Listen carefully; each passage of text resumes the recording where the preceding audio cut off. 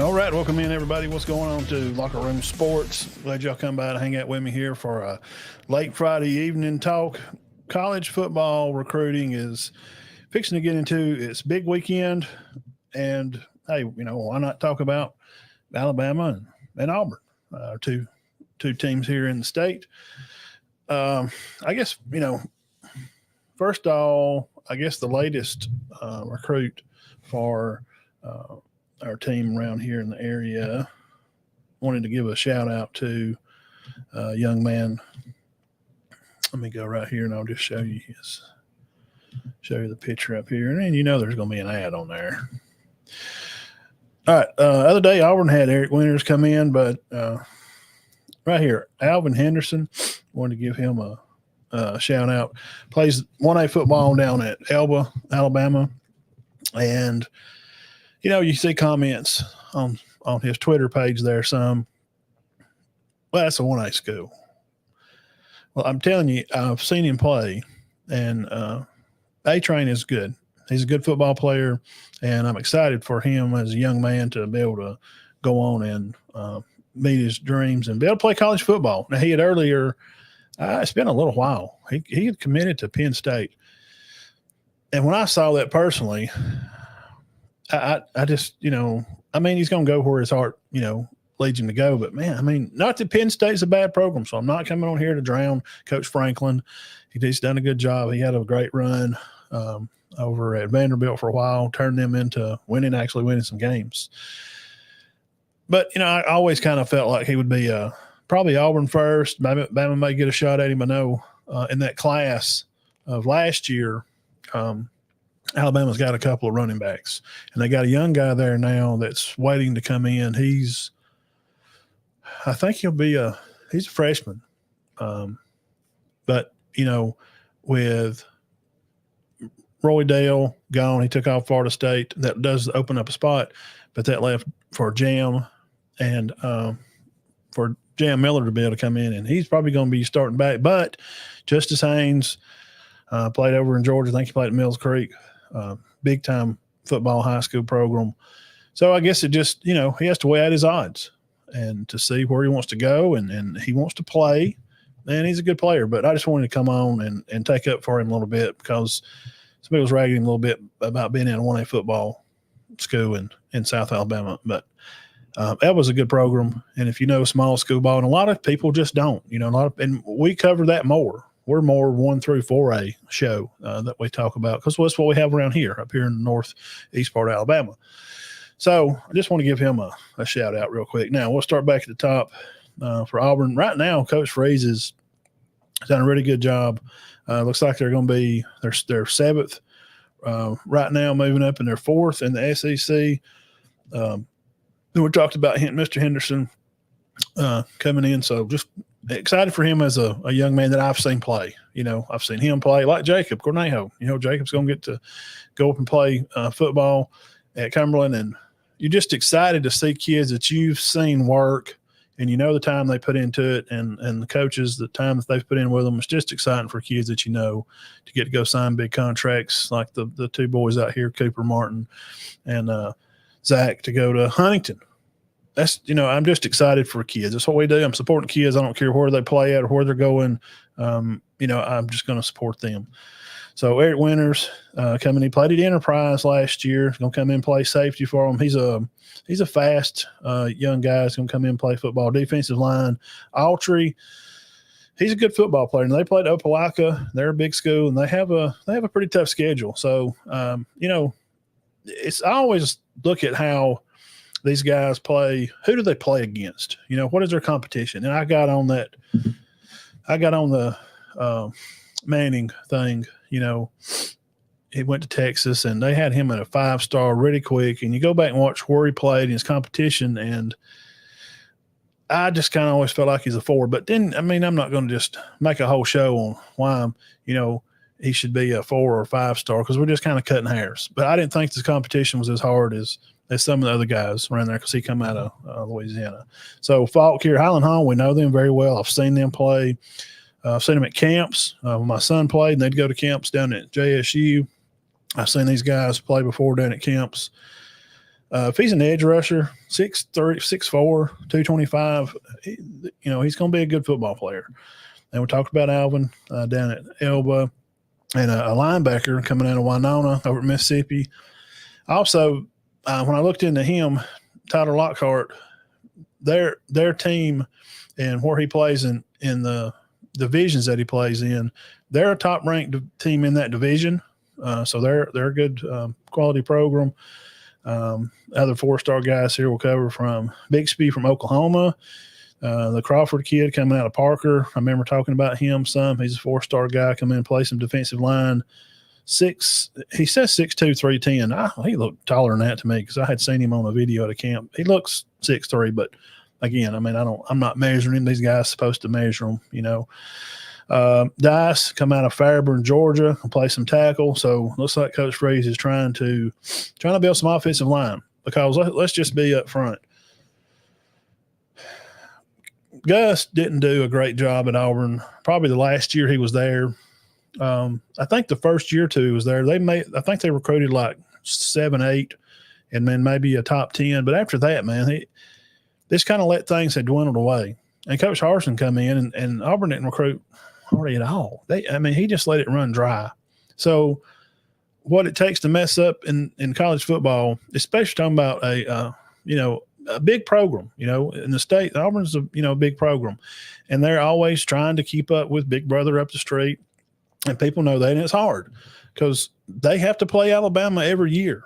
They don't get to rotate on and off schedule like Florida does. You play them once in a while, and then you don't play them for 3 or 4 years. Or Georgia, they come in and play Alabama every few years, and then they're off. Auburn plays Georgia and Alabama, the two best teams, not just in the conference, in the country. Okay? So it's going to take time to try to build back up before you can compete with these guys. Okay? We know they hadn't had a first-round draft pick in 5 or 6 years. I think they had an offensive lineman back in 2015, 16 or so, okay? And I'm not on here to put all the negative about them, but I'm trying to make the point that it just takes time to do these things because it was just left in such disarray. It's going to take time. So what I'm saying is it's not moving down. They're trending up. And that's the whole point of, I was talking about this was the state of Alabama as a whole, Alabama and Auburn, they're recruiting pretty well.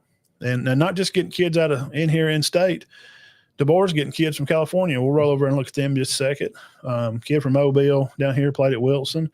Carday Smith, offensive tackle, and an offensive lineman, cornerback, star kid, played at Ravenwood. That's Brentwood, Tennessee.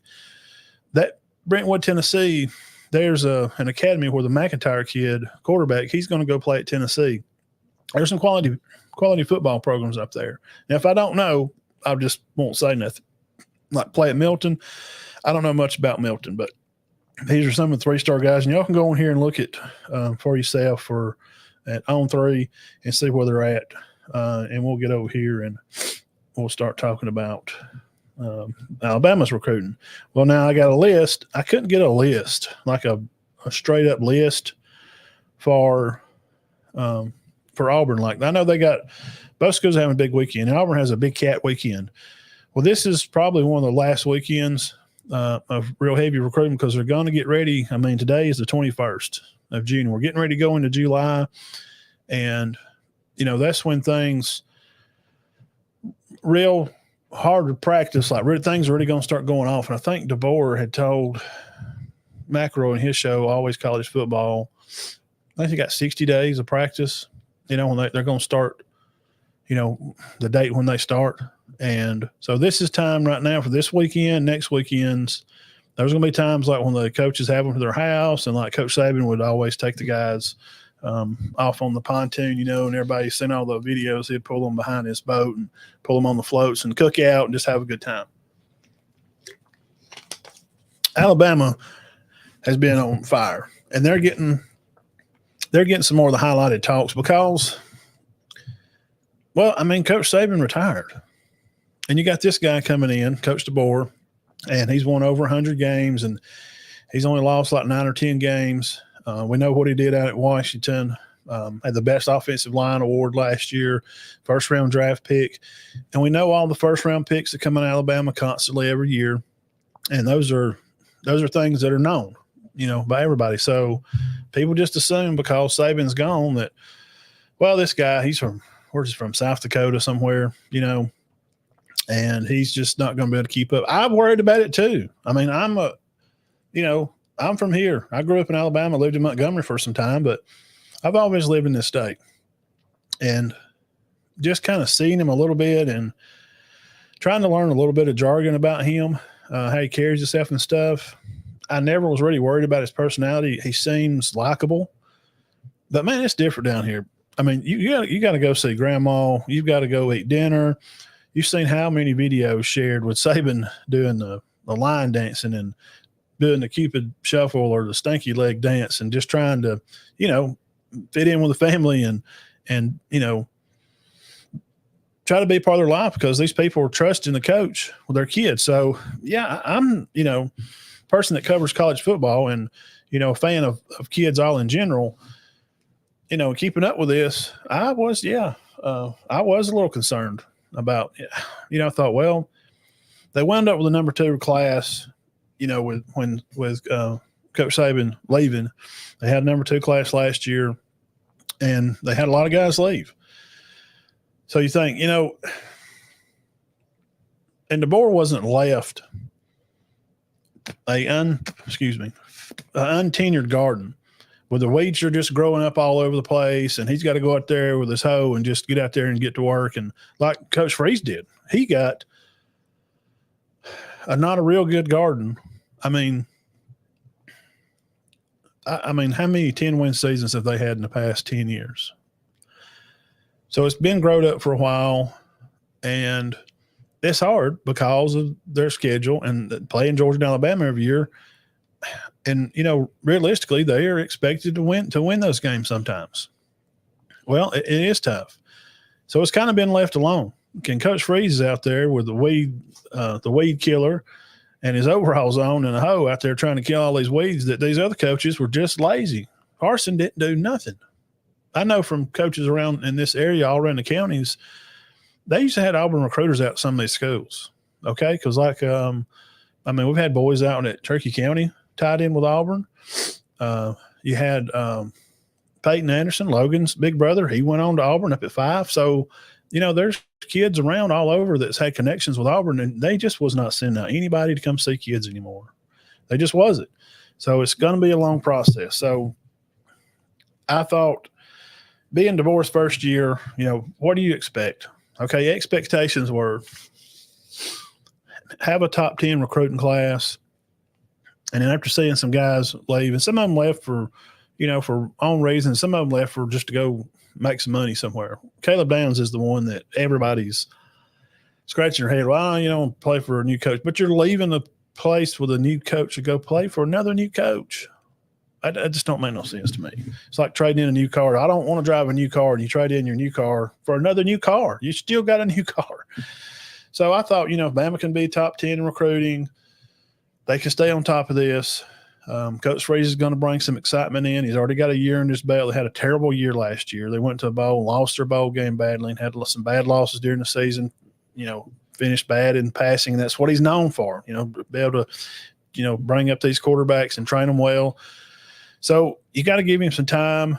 So he's a year ahead of DeBoer, and I thought, well, hey, Freeze and DeBoer both come in top 5, about top 10. That's great. Well, look right here. They're both in the top 10. Bama's probably going to be – they're probably 4 actually right now, and I'll go on 3 and we'll look because talking about Alabama now, the Russell kid, Keelan Russell, a 4-star kid that had committed to SMU. He plays at Duncanville out in Texas, and I know Duncanville football because I've covered other athletes that's come out of that school out of Texas over the past several years. They're a good school. Okay, they always have some good athletes, and nobody just paid him a lot of attention, but being a 4-star, he wasn't bad. Well, this guy, I love this story, man. I don't care if he was going to Auburn or if he was going to Cal. For a kid to come in as a 4-star and kind of feel like an underdog and go this Elite 11, guys, we're talking about there's like 70 quarterbacks going to be out here at this camp. Well, you have these regions and sub-regions, and you go through these camps and these models to see kind of where you land. He winds up winning MVP of the Elite 11. that's just a great story for a young man to be able to say he earned it. I mean, he literally went out there and the director on 24/7. I've watched these guys a lot, and if you want to know, college football stuff, you know how good your team's going to be. You got to keep up with recruiting. I mean, a lot. Some people don't. They don't have time to look at it, and they depend on us to do that, and that's great. That's what I'm here to do. So, let's see, comment section here. Barack Roll Tide Roll will be several guys predicted for Bama 4 and 5 stars. Yeah, Keelan Rose, he is. I'm excited for him. I am. And after he won the MVP, he goes on and he's talking to one of the guys there at the camp out in California, and he's calling out other wide receivers. These guys I'm going to show you right here on this list. He's calling them out and saying, hey, I'm the one. Hey, come up here and play with me. Come on to Alabama and let's play. So the guys you got here on this list, the Khalil Lockett, wide receiver, 5-star kid, the Edwards kid, 5-star. Also, Dijon Lee, I think he's a D-back. I think he's the kid is he the one that's committed to – I think Kiffin's got him. I think he's Ole Miss still. But these guys are not – he's not committing to Bama now, okay? They just read the top there. They're visiting this weekend. Caleb Cunningham and Lockett are the two guys that Keelan talked about at the Elite 11 interview. He said, hey, Lockett, Cunningham, let's come lock it up. Come on to Bama. Let me throw you the ball. You're going to get open. And with Hollywood Williams already there, Mr. Alabama 2 times in a row, okay, and he's young at 17. He reclassified. He's supposed to be playing his senior year of football. Hollywood Williams is this coming year. He's not. He's going to be on campus at Bama. Justice Terry, I just seen some guys talking about him, big defensive lineman. They feel like Justice Terry and the Lockett kid are very high possibilities for them to come to Alabama to swap over. Ty Jackson, another linebacker. These other guys are 4 stars. Derek Meadows, another 4-star wide receiver. Micah DeBoer, just seen something about him. Some of the guys on Bama Online, the YouTube channel here, he used to work for 24/7. He used to help run some of his Elite 11 camps, and you can watch him over here on YouTube also. Aldell Sanders, another linebacker. Luke Metz, another linebacker. And then Antonio Coleman. He's another name that they're talking about. They're talking about Antonio Coleman and DeBoer. They're really talking about those two guys there a lot over there on their channel. That there's a good possibility for them to flip over to Alabama. I mean, it's a highly likely situation because these guys some of them are, I don't know which ones are which days because they have different days. But some of them's theirs now. I think they said that, which one was it? I think it was Coleman and DeBoer they're there now. They're going to be there like Friday and Saturday or something. And then some other guys are going to come like maybe Sunday, Monday, Tuesday. So keep your eyes open on our page. If you don't follow us over there on Twitter, go ahead and follow us over there. I'll give you a follow back. I promise. You follow over here, I don't mind following you back. And I try to follow a lot of young high school kids, like to keep up with them where they're going. On YouTube, subscribe to the channel. It's free, man. I mean, click the bell, and all it's going to do is not going to cost you anything. It's just going to say, hey, Locker Room Sports Show is on right now. Or if you're watching this on Facebook, follow us on there. Hit the thumbs up, like the video, and share it. Share this on your page, and that way fans, Alabama, Auburn fans, hit the comment section. Give me a Roll Tide or War Eagle. Who's your team, and what are y'all feeling like? Because the Iron Bowl right now, guys, for the next couple of years is going to look very good. It's going to be, after last year's Iron Bowl game, how much better could it be? It goes down to last second plays. When Bryce was there, we had to go to overtime. Bama did to win that game, rush from the other end zone. So there's been some great ones in the past few years, and Alabama's kind of getting on a roll. So it's nearly not being a rival anymore. You want the other team needs to win some for it to be a rival. Okay, like the Tennessee-Alabama rival had just become a big mess because Bama's just beating them every year, and some years bad. So Keeping these games close builds a rivalry, builds a lot of smack talk. People want to come on Twitter and talk a lot of junk, and that's great. And that's kind of what keeps us going. But remember, keeping it good fun. And know this, what I started this show with, don't just bash on a kid. Well, he just out of 1A school. There's been some huge talent. I had some list over here. I know just right off the top of my head, like kids like Rashad Johnson played at Selleget, wound up playing at Bama, played pro football. There's a lot of kids, and I went through a list, and I had it over here on the comment section. This guy that was kind of making fun of. Let me see if he was on Twitter. He may have commented. I can pull that back up. Yeah, right here. Thank you, May, for liking this. McLean was from Decatur. Okay. Rob, like I said, played at Selleget.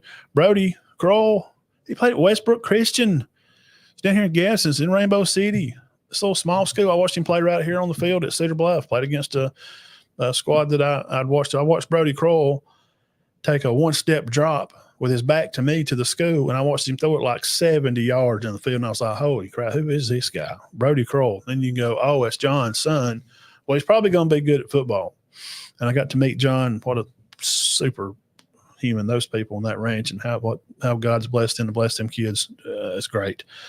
Kerryon Johnson, that's what I was trying to think. He played at Madison Academy. Guys, where we're at here in northeast Alabama, it's like 2 hours north of here, up around Huntsville. So there's lots of greats come from all these smaller schools. So, don't be dogging them out. And you can't just say that because they played a smaller school, they're not going to be good. Okay. So just want to come on here and update you about what's going on for the weekend. There's the list. Went through some guys that Auburn's got in here this week. And it seems that right now Bama's looking to they need another receiver, and they need some depth. You always have to have offensive line depth. Auburn too. They're looking to fill offensive line, and Coach Freeze, you can see the names we pulled up there. They're adding some offensive linemen over there. So that's where games are won and lost. And you'll hear me say that on the show a lot. We'll come over here on Sunday at 6 if you want to watch the full show. And if there's anything happens between now and then, I'll talk about it Sunday. And I've got a paper right here Sunday. I'm going to do Oklahoma. And Dean's got Ole Miss. He's doing Ole Miss. He's doing Ole Miss. So if you want to know more about Oklahoma coming in fresh to the SEC, right here, like their losses last year to Kansas, Oklahoma State, and then the Alamo Bowl, they lost. Red River rivalry, beat Texas 34-30 in the Cotton Bowl. So this has been their closest games since 2023. I got lots of information on the Big 12 has not been very impressive, and how the defense is going to have to be now. Changing conferences is going to be different. Venables just got a big contract extension.